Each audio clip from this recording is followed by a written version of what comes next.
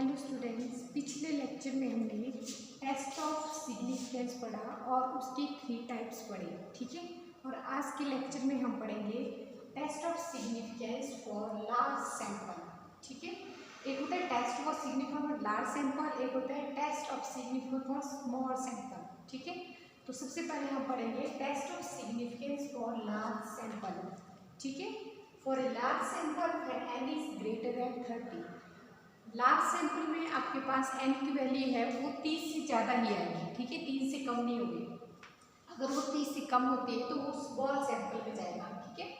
When n is greater than 30, इसी से पता चल जाएगा कि आपका लार्ज सैंपल का क्वेश्चन है, ठीक है। तो इसमें z की वैल्यू आप निकालेंगे x bar minus mu upon sigma upon under root n, ठीक है। Under the large sample test the following important test to test the significance. मतलब इस लार्ज सैंपल को करने के लिए 5 हमारे पास ऐसे मेथड है जिससे हम उसको टेस्ट करेंगे, ठीक है। तो हमारे पास जो फर्स्ट मेथड है वो है hypothesis testing for the single population mean. Hypothesis testing for the single population mean and second है hypothesis testing for difference between two population mean, ठीक है, दो पॉपुलेशन के बीच का डिफरेंस।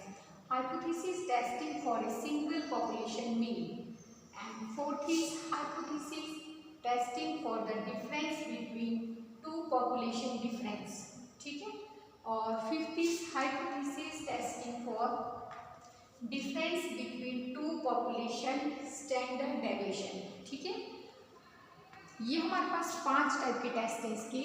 तो इसमें से हमारे पास जो हमने पहले कर दिए, इसमें से 1-2 टेस्ट हमने पहले भी कर दिए, ठीक है। थर्ड एंड फोर्थ नंबर का जो टेस्ट है ये हमने पिछले लेक्चर में भी किए हैं सॉल्व, तो उसमें भी है, ठीक है। तो हमें सिर्फ इसमें से 1, 2 और 3 जो है टेस्ट वो करने हैं आगे को, ठीक है। तो इनको आप पहले सबसे पहले हम करेंगे hypothesis testing for a single population mean, जो इसकी सबसे पहले वाली।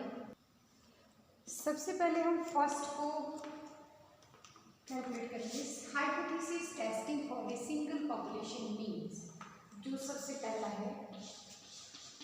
इसका फॉर्मूला मैंने पहले लिख दिया है, ठीक है। ये आपके पास क्वेश्चन है, एग्जाम्पल के थ्रू मैं बताऊंगी ये क्या है।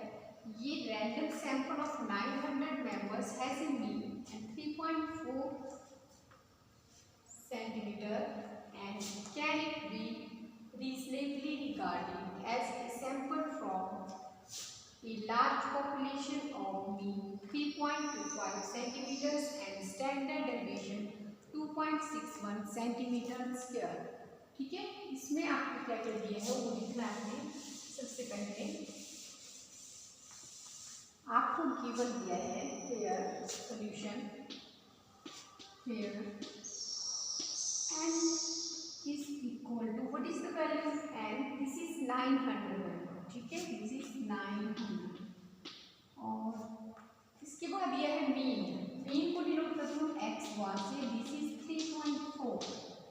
और उसके बाद यह है आपको population of mean, this is denoted by mu 3.25 and next standard deviation, this is standard deviation. Standard deviation को डिनोट करते हैं सिग्मा से, दिस इज 2.61, ठीक है। ये आपको गिवन है तो आपने इसको इस फॉर्मूले में पुट करना है। तो जब हम इसको इस फॉर्मूले में पुट करेंगे, एक्स बार की वैल्यू है 3.4, म्यू की वैल्यू है 3.25, sigma 2.61 under root n is 900, ठीक है। तो क्या आ जाएगा इसके बाद ये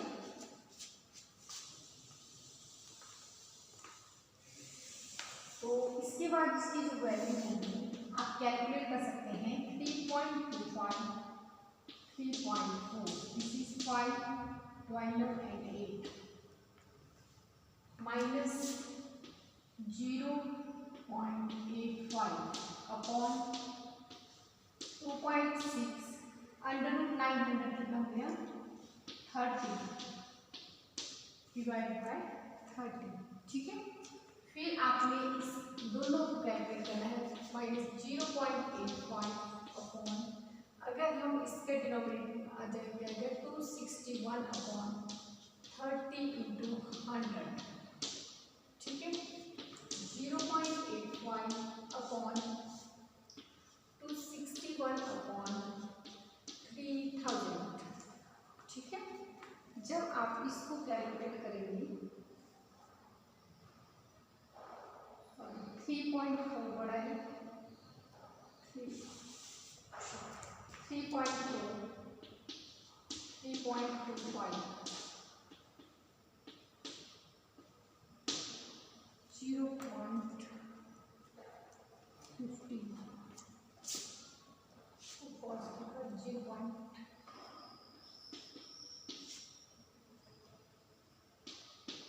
ठीक है, यह है 0.15, ठीक है। ये हमारे पास 3.4 से हमने 3.25 को माइनस किया तो 0.515, ठीक है। बड़ी वाली वैल्यू कौन सी है 3.4, तो हमने इसमें माइनस करें इससे, तो आपके पास यहाँ पर 0.15 बच गया। तो 2.61 को जब हम इसको 261 डिवाइडेड बाय 3000, इसको आपने डिवाइड करना है, जो भी आपका आएगा वो आपने राइट करना है ऐसे, फिर इसमें जो भी आएगी वैल्यू फिर दोनों को कैलकुलेट करना है, फिर आपका आंसर जो है वो आएगा 1.724, ठीक है। आपने इसकी वैल्यू लिखनी है 1.724, इसको डिवाइड करने के बाद जो वैल्यू आएगी इन दोनों को फिर डिवाइड करेंगे, फिर आपके पास से मिलेगी 1.724, ठीक है। तो नेक्स्ट पे हम क्या लिखते हैं,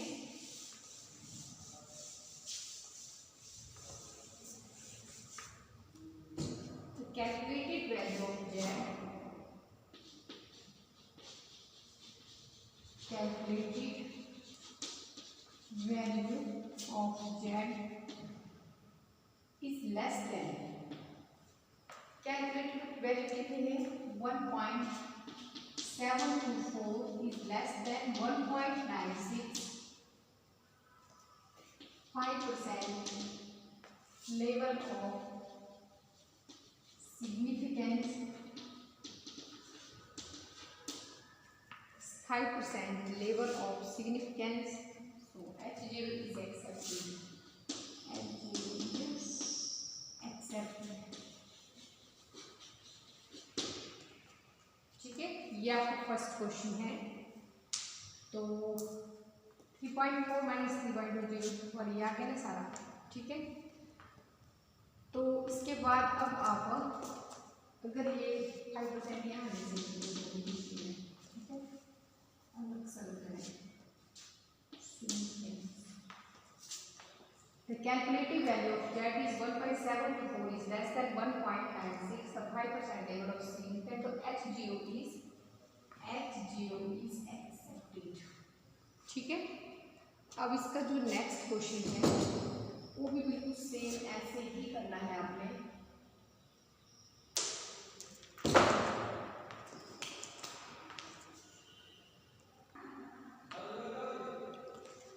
हमारा नेक्स्ट क्वेश्चन है इसी से सिमिलर।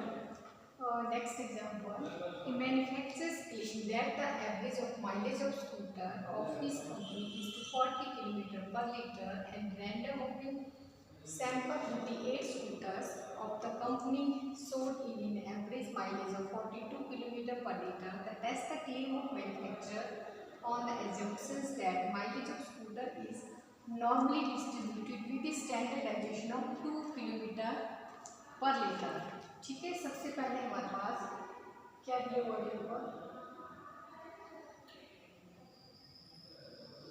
एन की वैल्यू है रैंडम सैंपल 38 स्कूटर, कितने स्कूटर हैं 38, और यहाँ पर जो हमारे पास एक्स बार है वो कितना है 42 एंड म्यू से हो कितना है 40, सिग्मा हो कितना है 2, ठीक है। ये ऐसे दिए हैं, ठीक है ना। तो हमारे पास जो एक्स बार की वैल्यू वो है 42, ठीक है, और जो म्यू है वो 40 है और सिग्मा 2 है, ठीक है। फॉर्मूला क्या होता है, हमें क्या करना है, n की वैल्यू क्या है ग्रेटर देन 30, ठीक है, बिकॉज 38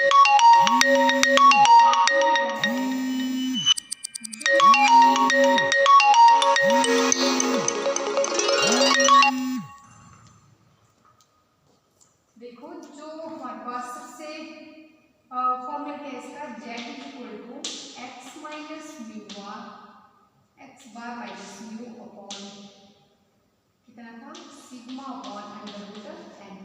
तो हम वैल्यू पुट करेंगे, this is 42 minus 40 sigma is 2 under root 38, ठीक है। तो ये क्या गया नेक्स्ट स्टेप में 2 अपॉन अंडर रूट 38, ठीक है। तो जैसे यहाँ से इसको माइनस किया तो ये 2 हो गया इंटू 2 और 38। अगर हम इसको ऐसे काट दें तो ये क्या देगा 1/38 अंडर रूट 38। तो अंडर रूट 38 क्या होता है, अंडर रूट 38 की जब हम वैल्यू निकालेंगे रूट निकालेंगे तो क्या आएगा 6 6 ना 36, ठीक है। तो 6 तक यहाँ आ गया 2 6 का आ गया 12, यहाँ गया पॉइंट, यहाँ भी 0 0, यहाँ भी 0 0, 12 हो जाए 12 121, this is 9, this is 7, again 0 0, 1 का हो गया 2 2 and 1। अब इसको हम इसके नज़दीक जैसे करना होगा तो 2 26 6 and 6 6 36 12 and 15 12 and 13 6 and 7, this is 73.6, इससे हो गया 6 से, ठीक है।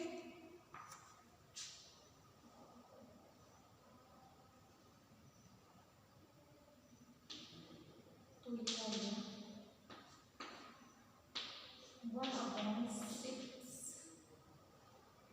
1/6, इसमें कुछ मुझे गड़बड़ी लगी है 38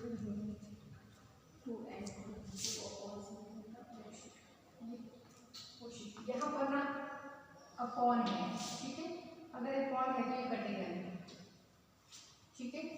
तो ये आपके पास आ गया 2/616, ठीक है। 38 का रूट क्या होती है हमारे पास 6.16, ठीक है।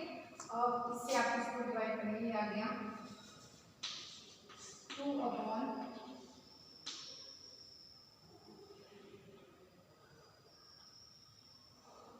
अगर हम इसको ऐसे लिख दें तो क्या है इंटू 616/1, इसके डिनोमिनेटर में 1 आ गया, ठीक है। अगर हम इसको ऊपर ले आएंगे तो आएगा 2/6 ऊपर गया तो 6.16 ऐसे लिख सकते, ठीक है।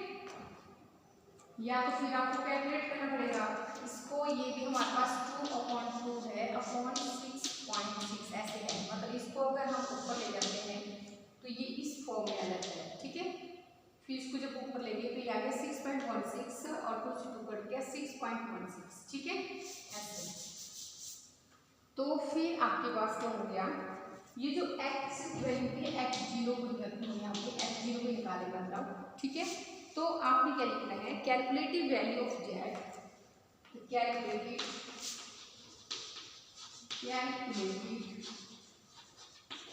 वैल्यू ऑफ z, z की वैल्यू कितनी आई 6.16 इज ग्रेटर देन 1.96, ठीक है। 5% लेवल ऑफ सिग्निफिकेंस,